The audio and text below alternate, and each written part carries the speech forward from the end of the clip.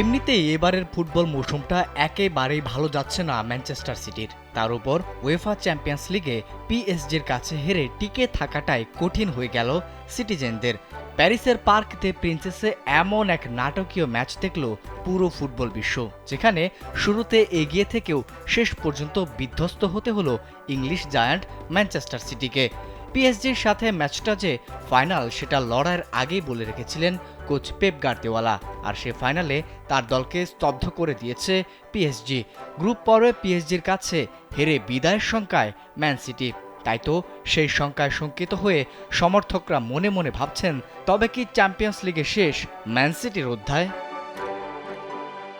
বুধবার রাতে পিএসজির ঘরের মাঠে পেপ গার্দিওলা আর পিএসজি কোচ লুইস এনরিকের জন্য ম্যাচটা একটু আলাদাই ছিল, কারণ এই ম্যাচে যে দুই সাবেক বার্সেলোনা সতীর্থের দেখা হয়ে গেছে।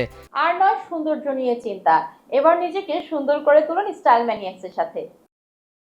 ডাগ আউটের লড়াইয়ে দুই কোচ 10 বছর আগে এক দ্বৈরথে মুখোমুখি হয়েছিলেন। সেবার বার্সেলোনা কোচ এনরিকে শেষ হাসি হেসেছিলেন গার্দিওলার বায়ার্নের বিপক্ষে। হাসলেন এবারও। 2-0 গোলে এগিয়ে গিয়েও ম্যাচটা সিটি হেরেছে 4-2 গোলে। দ্বিতীয়ার্ধে পিএসজি লিখেছে অবিশ্বাস্য এক প্রত্যাবর্তনের গল্প। চলে এসেছে চ্যাম্পিয়ন্স লিগের প্লে অফে যাওয়ার কক্ষপথে। ম্যাচের প্রথমার্ধে বেশ ভালো আধিপত্য দেখালেও গোল করতে ব্যর্থ হয় পিএসজি। আশরাফ হাকিমি একটি গোলের খাতা খুললেও অফসাইডের কারণে বাতিল হয়ে যায় সেটি।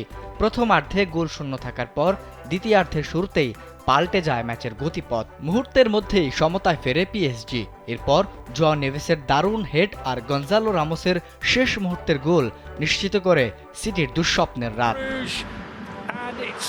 পেপ গার্দিওলার জন্য এটি ছিল হতাশাজনক একটি রাত। বৃষ্টিতে ভিজে হতাশ মুখে সাইড লাইনে দাঁড়িয়ে তাকে দেখতে হয়েছে দলের ছিটকে যাওয়া। হয়তো পুরো ম্যাচ জুড়েও টের পেয়েছেন সিটির রক্ষণ ভাগের ব্যাপক দুর্বলতা।